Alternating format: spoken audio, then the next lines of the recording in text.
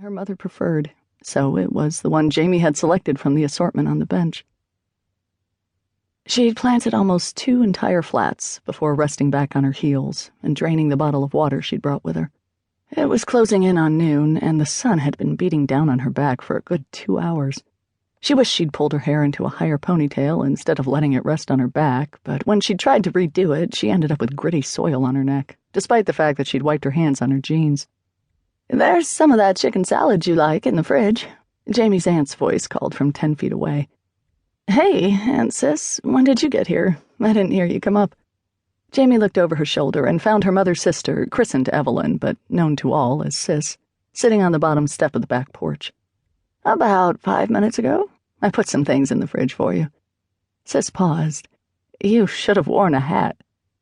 "Thanks. You know I love your chicken salad.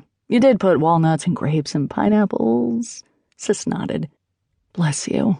And as for the hat, I didn't remember that it got this hot in May in Caryville. Welcome to spring in central Pennsylvania. The weather's unpredictable."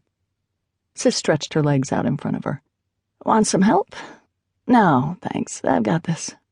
Jamie resumed planting. "Hope I'm doing this right. I never had much interest in gardening." Sis got up and walked over to inspect Jamie's work. She pointed to some flowers Jamie had already planted and said, "The begonias need shade. They're going to fry out here in the direct sun." Jamie scanned the flower bed. "Which ones are the begonias?" Sis pointed to the row of small pink flowers. "If they need shade, why did Mom buy them?" Jamie looked up at her aunt. "She bought those for the planters on the front porch. Planted the same flowers every year, in the same urns." "No one can say Mom wasn't a creature of habit," Jamie murmured. "The urns belonged to your grandmother, and that's what she planted on the front porch of the house we grew up in. I think Lainey planted them for Mom." Sis smiled. "Nice to carry on the tradition." Jamie nodded and turned back to the flower bed. "What should I do about the begonias I already planted?" "Just pull them out and stick them back in the trays that you took them out of." "Won't that kill them? Damage the roots?" "They've survived in those trays with only sporadic waterings for the past month. I think they will be fine for a little while, but I wouldn't wait too long to replant them. They haven't been in the ground that long this morning, and the soil is soft." "Okay." Jamie tugged gently on the plants that were to be moved and placed them in the flats. "Nice," Sis said as she returned to the porch step. "Your mother would be proud of you." The lump that had become part of Jamie's anatomy since the day she'd gotten Sis's frantic call, "Jamie, come home. Your mother," rose in her throat. Sis blew her nose quietly.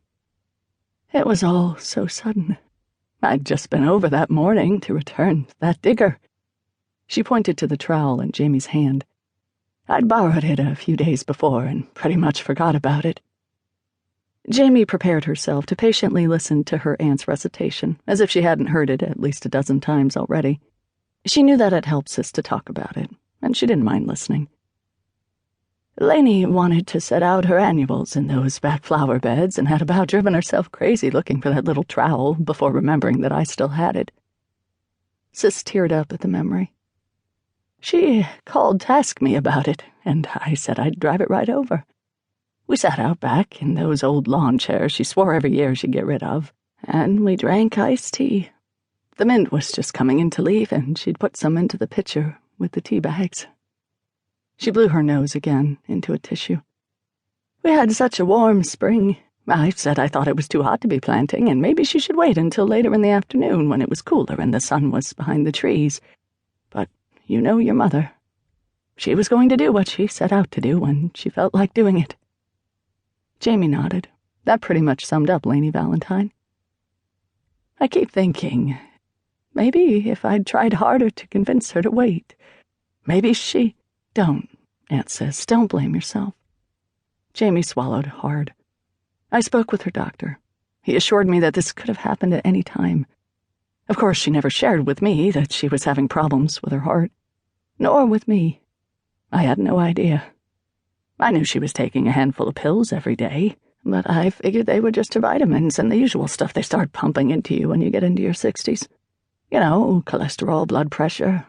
She never let on that there was something serious going on. So let's just say that she was doing what she loved best.